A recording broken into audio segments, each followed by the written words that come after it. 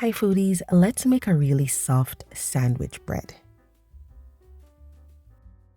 So we'll start off with some lukewarm water because we know that yeast loves a warm environment, not hot, just warm, okay? Then we're adding some salt, sugar, a little vinegar to help with shelf life among other things, some oil, and butter. Now just whisk or stir all of these ingredients, to dissolve that sugar and salt. Now I have some bread flour and I'm going to be adding instant yeast. Of course, if you're using active yeast, any other yeast, you would need to proof it.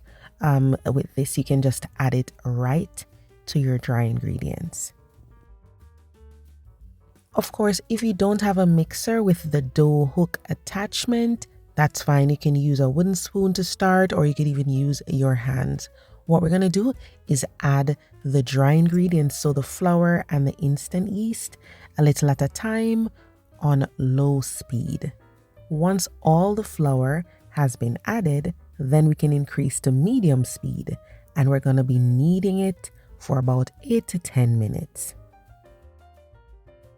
While kneading the dough, you want to make sure to scrape down the sides to the center just to make sure everything is mixed properly. And what we're trying to do, guys, is mix it at medium speed and allow everything to come together nice and smooth. You want your dough to be, a little bit tacky, but not wet and sticky. So it should not be sticking to your fingers, and it should be leaving the sides of the bowl. If it's sticking to the bowl, it should only be slightly sticking to the bottom of the bowl, not the sides. Now, whether you're kneading by hand or using the mixer, just check your dough, make sure it is not sticking to your hands, and then take it to a clean surface.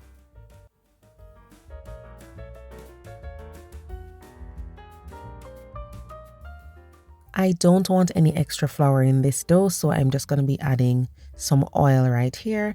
And I'm going to be kneading this for maybe about a minute just to get it into a smooth ball. Remember that the mixer did a lot of kneading for us, so we don't need to do a lot of that now, okay? Just try to get it into a nice smooth ball, or, kind of a ball.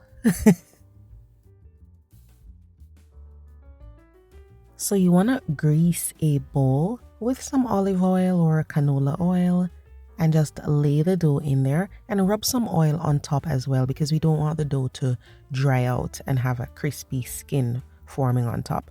We're going to be covering this with plastic wrap, and you want to proof it somewhere in the kitchen where, it's dark and warm, not hot, not cold, for about 35 minutes.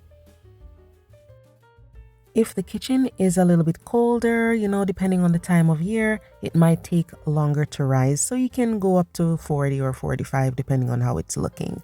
Then you need to punch down the dough. Okay, so punch down, don't twist your hand or anything, just punch down. And this is just to release, that air, that buildup of gas in the dough. So punch it all the way down, and then we're just gonna take this to a clean surface.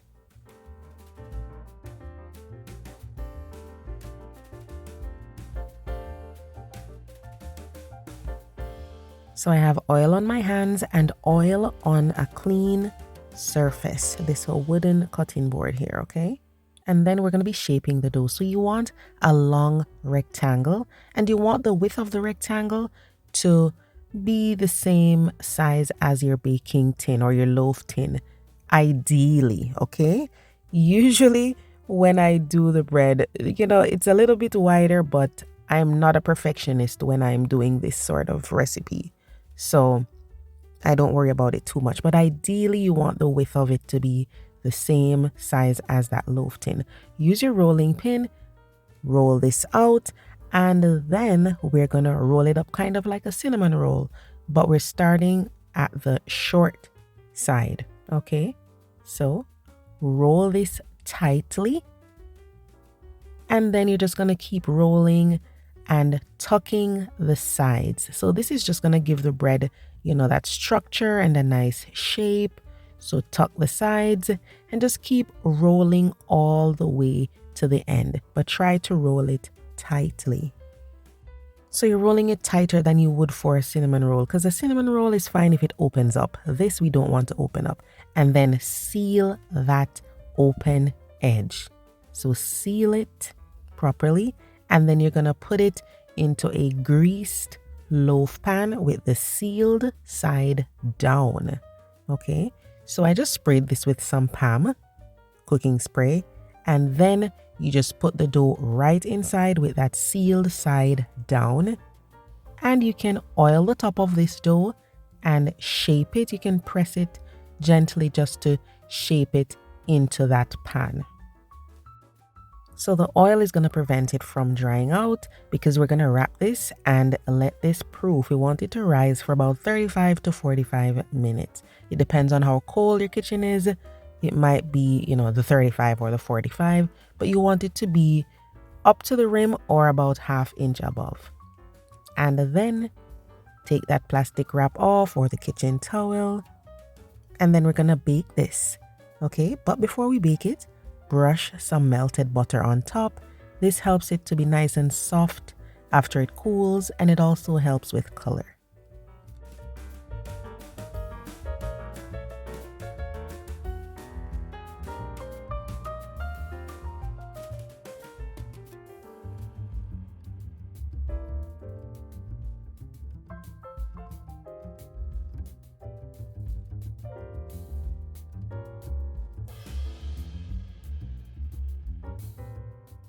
So your oven should have been preheated at 375 degrees Fahrenheit.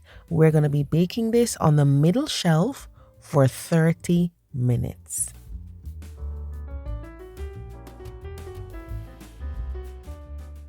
And here we go, guys. Our beautiful sandwich bread is done. All we need to do is brush on more butter and then let it sit in that pan for about 5 minutes. Don't put it in a cold area of your kitchen, okay? Room temperature or a warm area. Let it sit on that wire rack even though it's in the pan.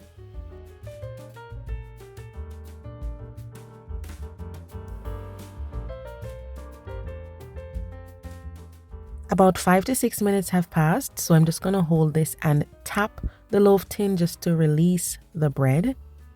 And then we are going to remove it and let it sit on the wire rack out of the pan. You don't want it to sit in the pan for too long, because then that outer part will get soggy.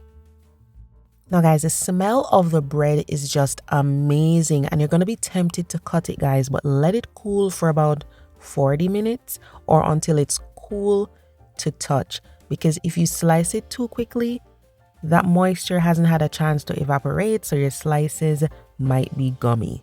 So let it cool down and then use your bread knife, or even better, use your electric knife. I have one, but it's in the basement. I just couldn't bother to go get it, so I just used the bread knife.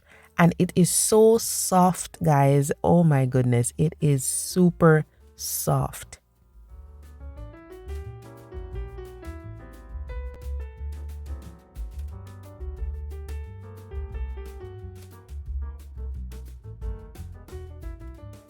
That's it, guys. A really nice and soft, fluffy sandwich bread. This is perfect for toast. You can put your butter on it. It is just so delicious. It's a little different from our traditional hard dough bread. I will be sharing a recipe for that soon, but this is just your really light and fluffy sandwich bread. Give it a try. It is delicious. Thanks for watching, and I'll see you next time.